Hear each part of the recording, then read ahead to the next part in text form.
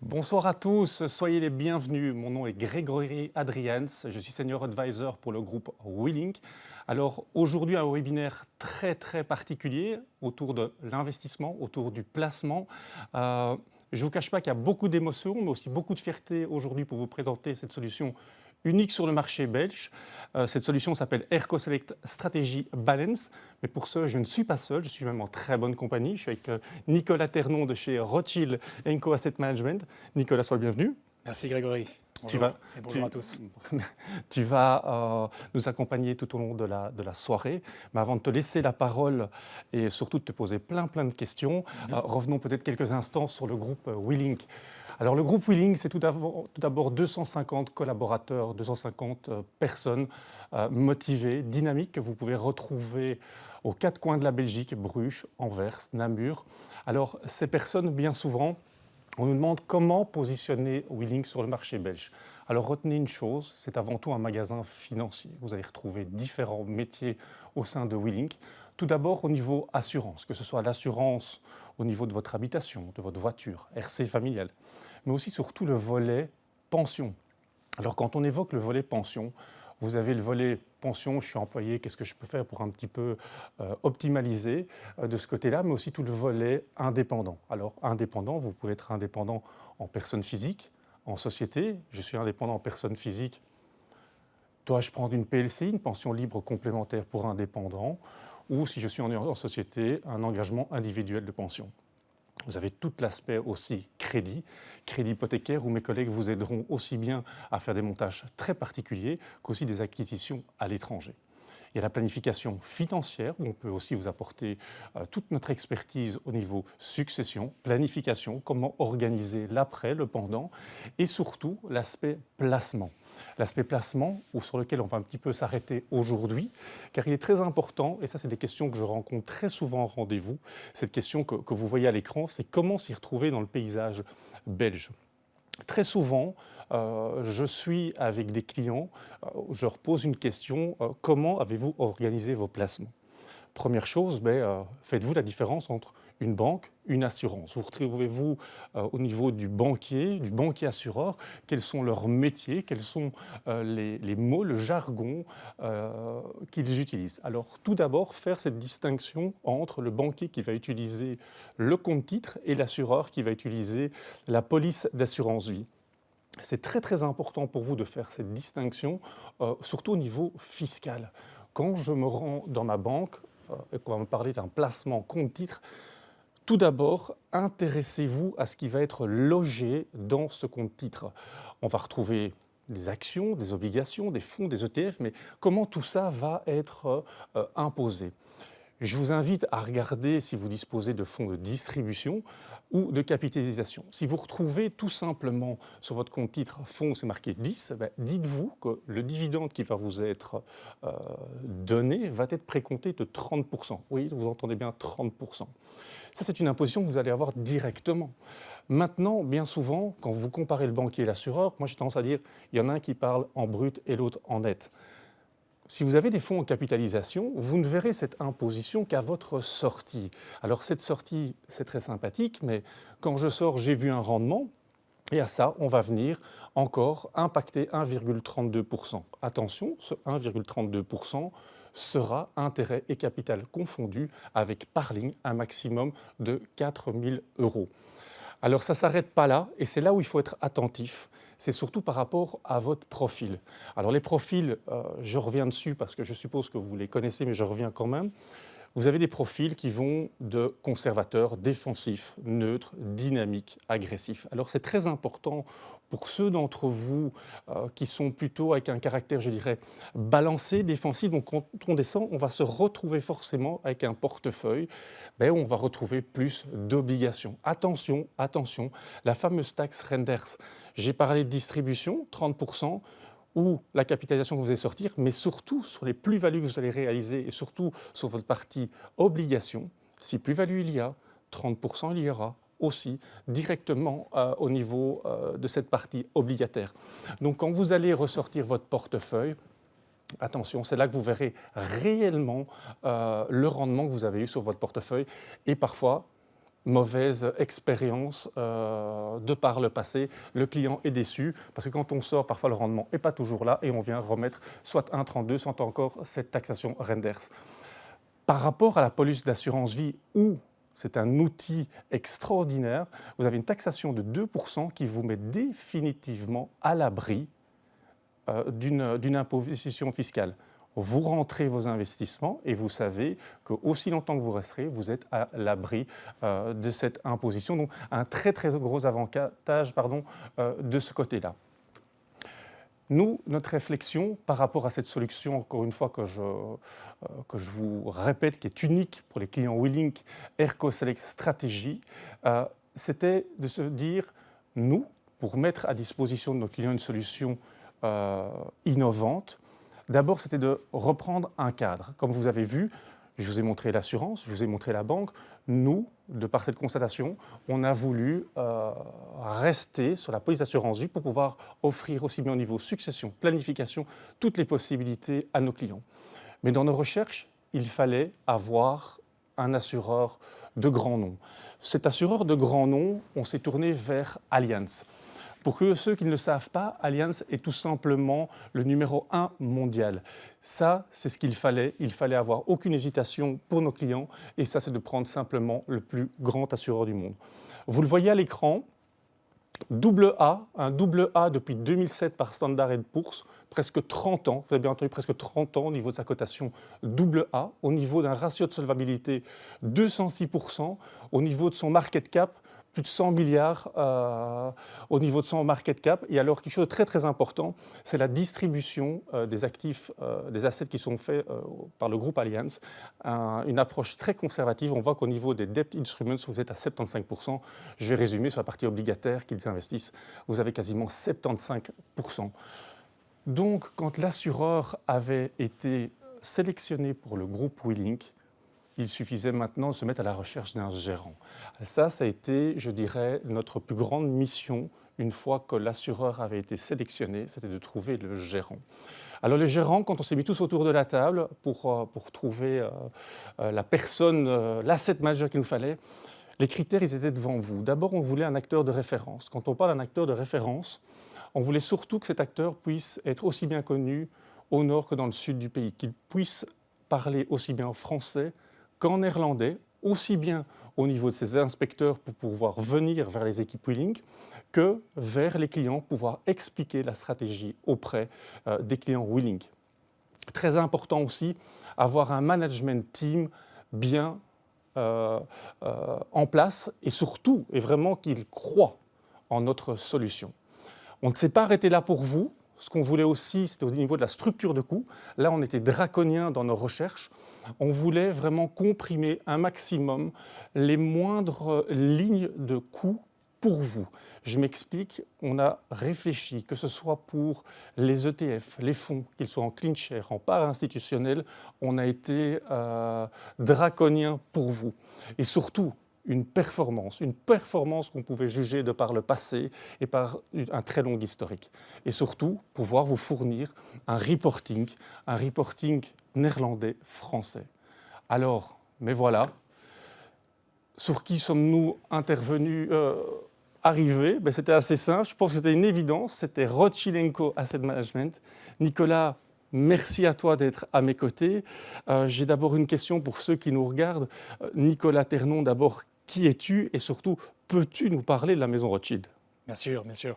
Alors moi, je m'occupe de la commercialisation des solutions d'investissement pour Rothschild & Co Asset Management. Rothschild & Co Asset Management, c'est un groupe aujourd'hui exclusivement financier.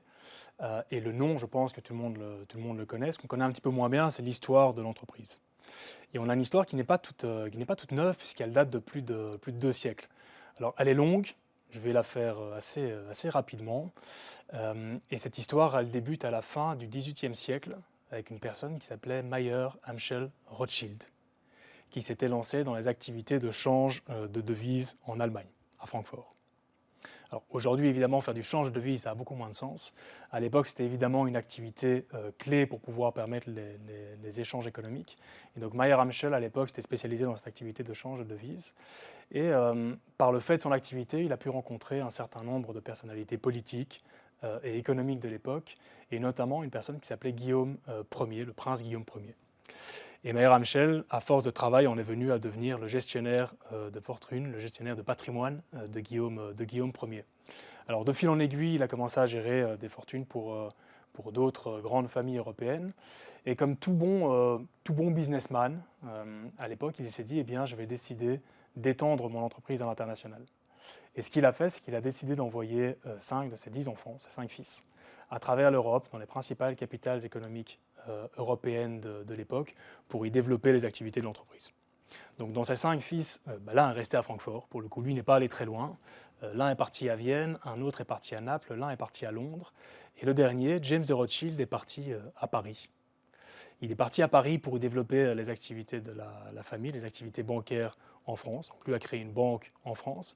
Et tout comme son père, il a eu pas mal de succès dans les affaires, puisque James de Rothschild est devenu l'une des principales fortunes françaises, en s'occupant notamment de la fortune de Louis-Philippe à l'époque.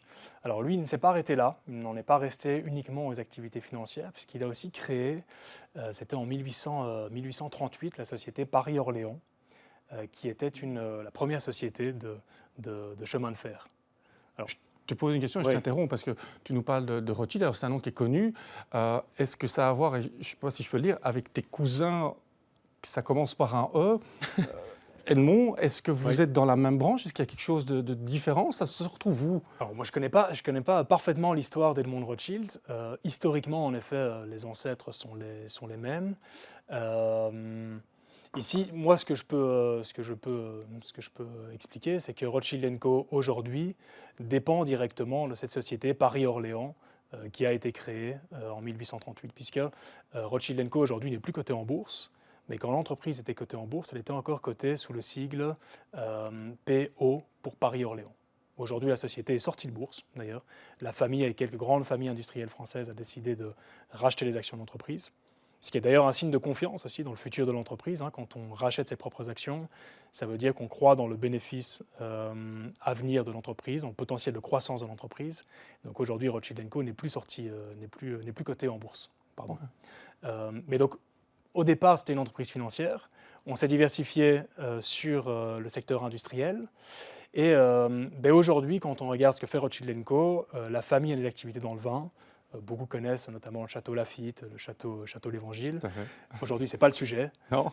Et c'est vrai que quand on regarde nos activités, nous sommes quasiment exclusivement aujourd'hui une entreprise financière. L'un des principaux groupes financiers dans le monde, un des principaux groupes indépendants financiers dans le monde, avec 3 grosses activités. On a une banque d'affaires. Une banque d'affaires, ça a pour métier de conseiller les entreprises dans leurs opérations de fusion et d'acquisition. Donc, dans les grandes lignes, de racheter d'autres entreprises, d'accompagner les entreprises pour racheter d'autres entreprises. On a une activité de private equity, où on investit dans des sociétés qui ne sont pas cotées en bourse, activité qui avait d'abord été créée pour la famille elle-même, d'ailleurs, qui a été ouverte à d'autres partenaires par la suite. Et puis dernière activité qui est celle qui, moi, m'occupe directement, notre activité de gestion d'actifs et de banque privée. Et donc, moi, je représente sur la Belgique et le Luxembourg Rothschild & Co. Asset Management, qui est notre activité de gestion d'actifs. Et sans trop rentrer dans les détails, notre métier, c'est justement de pouvoir accompagner une clientèle professionnelle, des partenaires professionnels, typiquement comme WeLink, ici en Belgique. En tout cas, merci pour votre confiance. Mais moi, je reviens parce que Rothschild & Co, c'est bien. Nous, moi, je me vois encore quand on a eu toutes ces discussions au niveau du cahier de charges et des solutions sur mesure.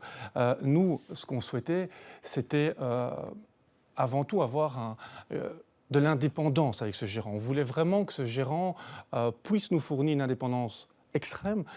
Chez vous, ça veut dire quoi, indépendant ? Bon, alors déjà, je te le disais, Rothschild & Co est l'un des principaux groupes indépendants financiers dans le monde. Donc l'indépendance, c'est au centre de notre ADN. On essaie de l'exprimer au travers des différents métiers du groupe.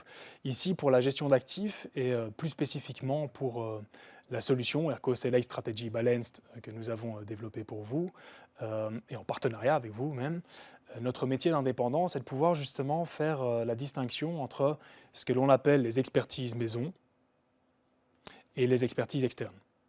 Dans le sens où, comme tout gestionnaire d'actifs, on a des fonds en interne Ercovalor est un exemple, par exemple. Peut-être que les personnes qui nous écoutent connaissent Ercovalor, un de nos fonds flagship. L'idée est évidemment de pouvoir tirer profit des expertises maison. Donc on pourrait intégrer évidemment, et on intègre d'ailleurs certains de nos fonds au sein de nos portefeuilles. Ici, quand on parle d'indépendance, comme je le disais, c'est de pouvoir faire la part des choses entre les expertises qu'on a en interne et les expertises partenaires pour pouvoir justement garantir cette indépendance. Et donc, l'équipe, je pense qu'on va y revenir par la suite, l'équipe qui gère les mandats pour nos partenaires, l'équipe qui gère les mandats pour nos partenaires est ce qu'on appelle chez nous une équipe d'architecture ouverte ou une équipe de multigestion. Architecture ouverte, contrairement à ce que l'on entend par architecture fermée, ça veut dire qu'on a justement la possibilité, quand on compose un portefeuille, d'aller chercher auprès de partenaires externes qui ont des expertises spécifiques sur des zones géographiques, sur certains secteurs, d'aller chercher des gestionnaires qui sont spécialisés ou qui ont un domaine d'expertise particulier sur une zone géographique ou sur un secteur. D'ailleurs, je t'interromps, vous avez d'ailleurs plusieurs gérants, parce que tu parlais de Ercovalor, qui est vraiment, vous avez fêté vos 30 ans là-dessus, Oui, tout à fait. vous avez un gérant extraordinaire qui est Johan Ignatieff. Oui. Aujourd'hui, au niveau de vos équipes aussi, parce que tu parles d'architecture ouverte, mais vos gérants aujourd'hui, il y a Johan, il y a Marc Terrasse aussi, c'est ça? Bon, des collaborateurs et des gérants, il y en a évidemment un bon nombre au sein de l'équipe de gestion, au sein des équipes de gestion, puisque c'est une maison de gestion. Tu as parlé de Johan Ignatieff. Johan Ignatieff est associé gérant chez Rothschild & Co Asset Management et il gère en effet notre fonds Ercovalor. Et Marc Terrasse qui va gérer Erco Select Strategy Balanced, donc ce compartiment qu'on a créé pour la clientèle WeLink, est responsable de cette équipe d'architecture ouverte. Cette équipe d'architecture ouverte, il gère environ 5 milliards d'euros. Il gère et conseille pour 5 milliards d'euros, ce qui en fait l'une des principales équipes d'architecture ouverte sur la place parisienne. Et Marc est là depuis 1998, il me semble. Donc il a 25 ans d'expérience. Donc vraiment des acteurs de référence mis en place. Ouais. Je veux dire, il n'y a plus à expliquer la chanson, comme on dit. C'est vraiment, c'est connu, reconnu sur la place parisienne. Oui, tout à fait, tout à fait. Tout à fait, et même en Europe, puisqu'il gère aussi des mandats pour des clients italiens. Par exemple, je ne connais pas tous les mandats qu'il gère dans tous les pays, mais je sais qu'il gère aussi des mandats pour une clientèle italienne. Donc il couvre en effet un marché qui ne se limite pas uniquement à la France. Typiquement, on le voit ici avec la clientèle WeLink en Belgique et avec d'autres partenariats qu'on a sur d'autres pays européens. Mais si je peux juste revenir, parce que je pense que c'est un point important et je ne suis pas sûr d'avoir été suffisamment clair là-dessus, quand on pense à l'architecture ouverte, nous, on limite généralement dans nos mandats, évidemment ça peut varier, mais on limite cela à environ 25% du portefeuille. Donc 25% de fonds maison à l'intérieur de notre portefeuille. Ici, chez vous, chez WeLink, vous avez été encore plus exigeant. Vous nous avez dit, nous, on veut pouvoir garantir une totale indépendance par rapport à vos expertises maison en interne, et donc ça représente un maximum de 20%. Et garantir cette indépendance, je me permets d'appuyer là-dessus, c'est important puisqu'il faut avoir l'humilité de dire en tant que gestionnaire d'actifs qu'il y a des choses qu'on maîtrise en interne, certains domaines d'expertise que nous avons. C'est le cas notamment, par exemple, chez Rothschild & Co sur la value européenne. C'est le cas sur le crédit. Tu as parlé de notre expertise en action internationale avec Valor, c'est le cas également. Mais il y a des thématiques que nous maîtrisons moins. Typiquement, si on veut avoir des actions indiennes à l'intérieur du portefeuille, en interne, nous n'avons pas d'expertise spécifique sur l'Inde. Et donc, en effet, on va préférer se reposer sur des gérants externes. Et c'est ça qu'on entend par architecture ouverte.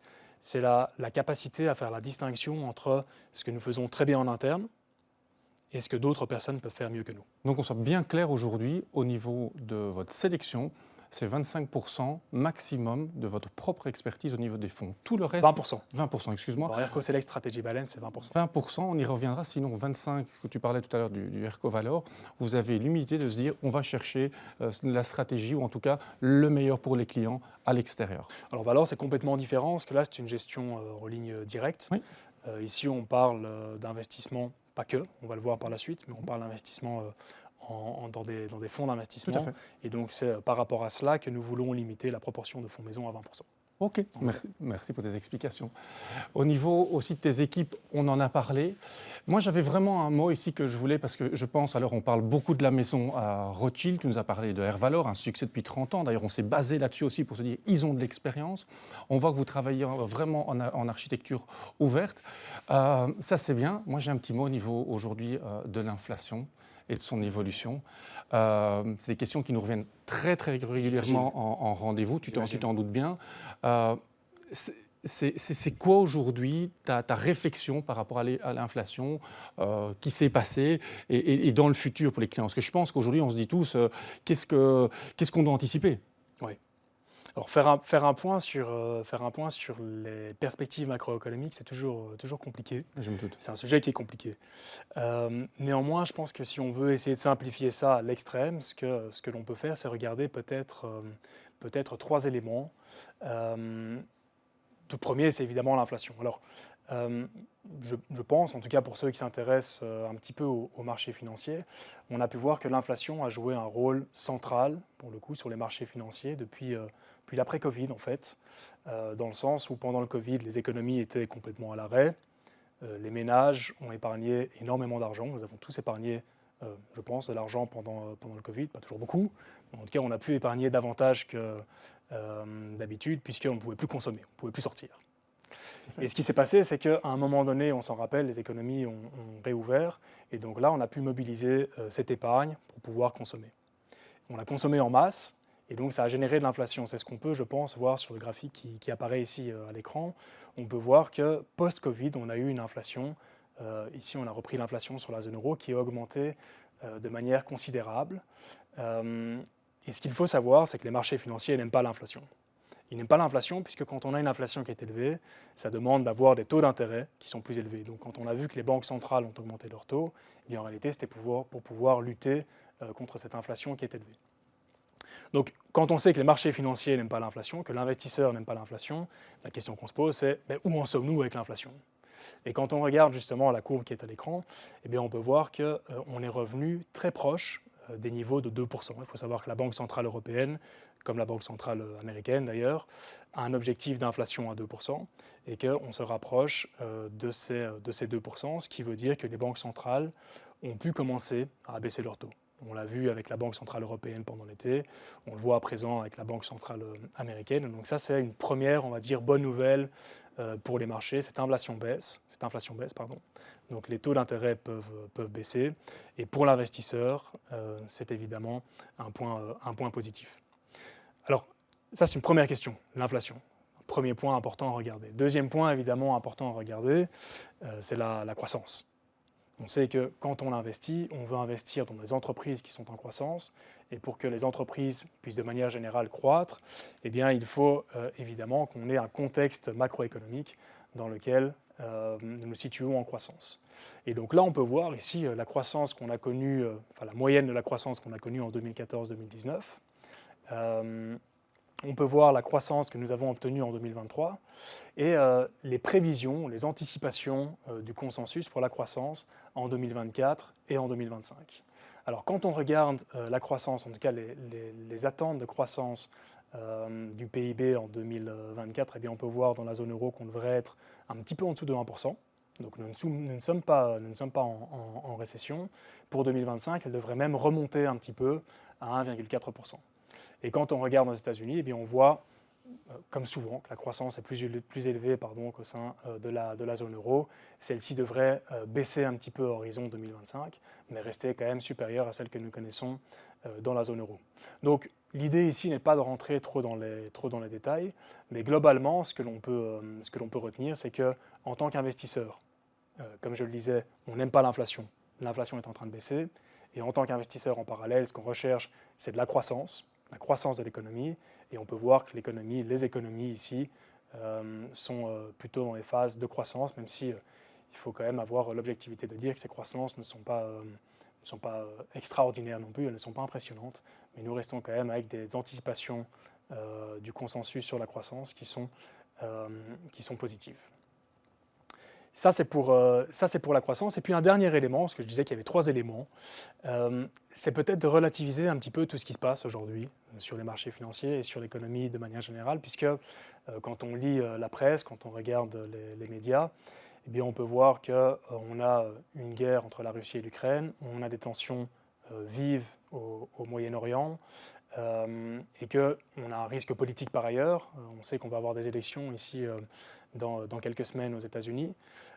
Donc tout ça, on pourrait se dire, en fait, ça crée de la volatilité sur les marchés, ça crée de la nervosité sur les marchés. Et il y a un indice, moi, que j'aime bien regarder, qui s'appelle le VIX, qui est projeté ici à l'écran. Le VIX, si vous voulez, c'est un petit peu le thermomètre des marchés financiers. Il va mesurer la nervosité des marchés financiers. Donc là, on l'a repris depuis 2019, où on voit que typiquement, pendant le Covid-19, les marchés ont été particulièrement nerveux et on a eu l'indice VIX, donc ce thermomètre qui s'est envolé vers les 80. Ensuite, on a eu différents éléments. C'était le cas pendant la guerre en Ukraine, où on voit que, évidemment, c'est volatile, ça évolue, mais on a atteint les 40. On a eu un peu de tension cet été avec tout ce qui s'est passé au Japon. Je ne rentre pas dans les détails là-dessus. Mais globalement, ce qui nous intéresse ici, c'est plutôt la fin de la courbe. C'est où est-ce que nous sommes aujourd'hui. Et là, on voit qu'on a un VIX qui est aujourd'hui un petit peu en dessous de 20. Donc globalement, ce que l'on retient, c'est que malgré tout ce qui se passe dans le monde, les marchés ne sont pas nerveux. Les marchés ne sont pas trop nerveux. Alors, ça ne veut pas dire que tout va bien se passer pour la suite. Ça veut néanmoins dire que les marchés gardent la tête froide pour l'instant par rapport à tout ce qui se passe dans le monde. Et je voudrais du coup faire le lien, parce qu'on n'en a pas encore parlé, et c'est un point qui est important, avec les allocations que nous pouvons avoir au sein du portefeuille. Puisque finalement, la question qu'on se pose est de savoir quel est le risque quand on investit, quel est le risque qu'on va prendre. Et quand on regarde finalement comment est-ce que, je me permets de revenir un petit peu en arrière, mais quand on regarde comment est-ce que le portefeuille est composé, eh bien on a des bornes d'allocation qui sont comprises entre 30 et 70%.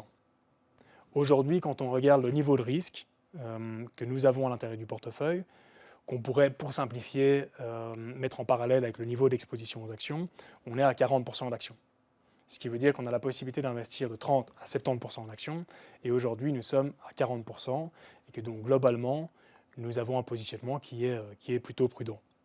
Et qui, à mon avis, est plutôt du coup un élément rassurant aussi pour l'investisseur qui veut rentrer sur les marchés aujourd'hui, puisque ça veut dire qu'en rentrant dans ERCO Select Strategy Balanced, il aura une exposition sur les marchés actions, mais que néanmoins, on conserve des réserves par ailleurs, avec des investissements qui vont être plus défensifs, la poche obligataire des fonds monétaires par exemple, un petit peu de cash, et que justement cette poche défensive va pouvoir être utilisée et redéployée lorsque l'on aura des perspectives qui seront davantage encourageantes sur le marché financier. Que je t'interromps, que ce soit clair pour les personnes qui nous regardent derrière l'écran, au niveau de tes allocations, quand on est venu vers vous, qu'on soit bien clair, on vous a demandé est-ce que c'est quelque chose qu'on voulait que les clients puissent bénéficier.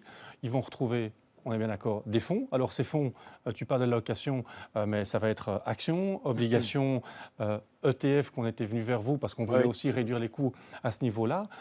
Tu avais aussi au niveau de l'allocation par institutionnel, CleanShare, c'est des choses qui seront dans cette nouvelle solution. Mais est-ce que tu peux, parce que je ne sais pas si c'est peut-être clair pour tout le monde, au niveau par institutionnel, CleanShare, sur lequel nous on a tant appuyé, est-ce que tu peux en dire un mot? Oui. Alors, il y a deux choses dans ta question. Il y a d'abord l'impact en effet des frais.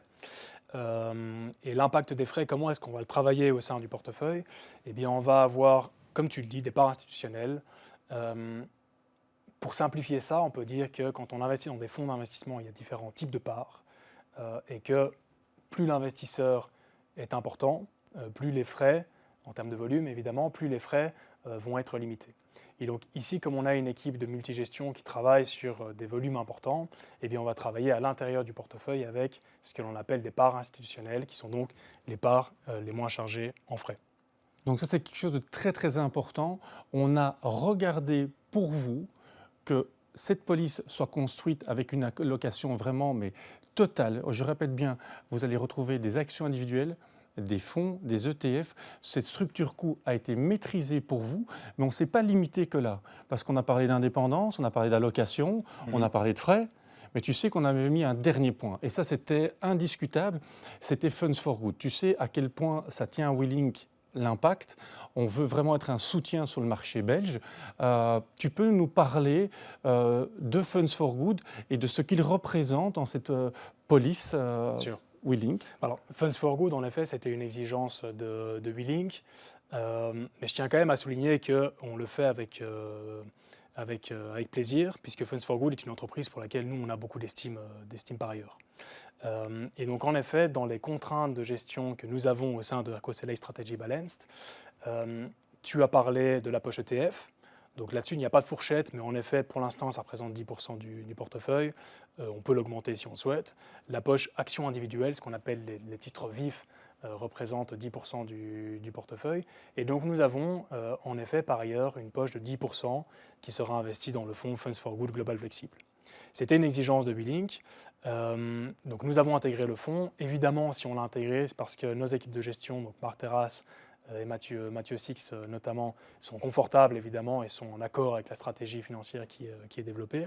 Mais surtout, l'intérêt ici, c'est d'avoir une stratégie à impact fort. Et Funds for Good, ils ont un système qui est assez intéressant puisque l'entreprise dispose d'une branche, d'une ASBL, qui s'appelle Funds for Good Impact. Et la société de gestion va redistribuer 50% de ses bénéfices, donc pas des commissions de gestion, mais 50% des bénéfices qu'elle a obtenus à la fin de l'année après avoir assumé ses coûts de structure, ses coûts opérationnels. Elle va utiliser 50% de son bénéfice pour financer cette ASBL, Funds for Good Impact. Et le but de Funds for Good Impact, c'est de soutenir l'entrepreneuriat local. Donc globalement, ce qu'ils font, c'est qu'ils utilisent cet argent pour octroyer, pour accorder des prêts d'honneur à des entrepreneurs, à des micro-entrepreneurs qui veulent lancer leur activité. Ils ont créé ça, si je ne m'abuse, en 2013. Et depuis, c'est 1200 micro-entrepreneurs qui ont été financés. C'est 2,5 millions d'euros de prêts qui ont été accordés. Et d'ailleurs, un point important par rapport à ça, c'est que ces prêts d'honneur, ce sont des prêts qui sont octroyés sans garantie. Et ça, c'est un élément important aussi, puisque finalement, ce qu'ils veulent faire, c'est de pouvoir soustraire cette pression qu'on peut parfois mettre, ou qu'une banque ou n'importe quel créancier pourrait mettre en fait, sur l'entrepreneur, en lui disant maintenant, il faut payer. Évidemment, leur objectif, je pense, c'est de pouvoir récupérer l'argent qu'ils ont octroyé après, mais si on est prêt à 0%, donc ils ne gagnent pas d'argent là-dessus. Mais leur objectif premier, c'est vraiment de pouvoir financer l'entrepreneuriat, de créer de l'emploi. Par ailleurs, c'est 1200 emplois qui ont été créés. Donc je pense environ 200 emplois en plus des 1100 personnes qui ont créé une entreprise. Oui, d'ailleurs, je t'interromps encore une fois, mais je te confirme parce que c'est quelque chose qui nous tient tellement à cœur. WeLink va même avec ses équipes, va même avec ses clients plusieurs fois sur l'année montrer à quel point il est important de soutenir notamment des sociétés comme Funds for Good et de l'impact sur le terrain. C'est tellement magique de pouvoir voir dans les yeux des entrepreneurs qui ont été suivis le soutien. Tu en as très très bien parlé et ça c'était primordial pour nous. Mais maintenant, ça c'était, vous avez compris, la genèse de cette recherche avec Rothschild, donc cette indépendance, cette allocation. Maintenant, ce que je souhaiterais, c'est vraiment venir sur ERCO Select Strategy Balance, c'est sur différents points. Comme vous le voyez à l'écran, forcément c'est Marc Terrasse, un gérant extraordinaire sur la place parisienne qui va s'occuper de la gestion en interne de cette police. Mais surtout, je repasse quelques slides que Nicolas nous a montrés. C'est avant d'aller dans toute cette réflexion, on a toujours voulu aller plus loin. Mais surtout, quand on disait aller plus loin, c'était de tout maîtriser. Alors, tout maîtriser, c'était un gérant. C'était aussi au niveau des bornes. Tu en as parlé. Ces bornes, c'était de retrouver, que ce soit des fonds, des actions, tout s'y retrouvait. Tu peux juste redire exactement les différents paramètres au niveau des bornes qu'on se retrouve au niveau actions obligataires. La borne vraiment importante à garder à l'esprit, pour moi, c'est le 30-70. Donc on a ici une stratégie balanced, d'ailleurs indiquée dans le nom, ERCO Select Strategy Balanced. Ce que je trouve important, et c'était d'ailleurs une des exigences de WeLink, c'était une de vos exigences quand on a développé la solution, c'est de pouvoir conserver des bornes d'allocation qui sont suffisamment larges. Puisque notre équipe, son travail, c'est de faire de l'allocation. Donc de pouvoir prendre plus ou moins de risques en fonction des marchés. Et ça, c'est vrai que ça peut faire la différence avec d'autres stratégies qui ont d'autres solutions d'investissement qui n'ont pas cette flexibilité-là, puisque souvent on se retrouve avec des stratégies d'investissement dans lesquelles le gérant a l'obligation contractuelle d'être investi en actions entre, par exemple, 40 et 60%. Ça veut dire que si les marchés se retournent, eh bien on est bloqué avec minimum 40% d'actions. Si les marchés sont plutôt dans une dynamique positive, on sera bloqué avec 60%. Ici, en ayant des fourchettes de location qui sont comprises entre 30 et 70%, ça veut dire que oui, on a un profil qui est balanced, donc on aura toujours un minimum de 30% d'actions, on aura toujours un maximum de 70% d'actions, mais surtout les gérants ont la capacité de pouvoir du coup s'adapter à l'évolution des marchés financiers. Et ça, c'est un élément qui est rassurant pour moi, pour les clients, puisque ça veut dire en effet qu'on va pouvoir allouer plus ou moins, prendre plus ou moins de risques à l'intérieur de la stratégie. Quand tu dis s'adapter, aujourd'hui tu dis c'est un 30-70, je l'entends. Je me mets de l'autre côté de l'écran. Au niveau action, vous êtes un gérant qui allait prendre des positions, et je vais venir sur les deux parties. Mais d'abord, au niveau action, vous allez être growth, vous allez être value, vous allez être les deux. Comment ça se passe? Alors on a une équipe de gestion, comme je le disais, qui fait de l'allocation, donc on n'a pas de billet de style inhérent à la gestion. Un billet de style, c'est justement avoir un gérant qui va proposer un fonds, plutôt avoir un fonds qui va être très croissance, très value. Nous ici, l'idée n'est pas d'avoir de billet de style, et donc on va vraiment pouvoir surfer en fonction de l'évolution de la conjoncture économique et des marchés financiers pour avoir un billet soit value, soit croissance, sans devoir se cantonner à un style.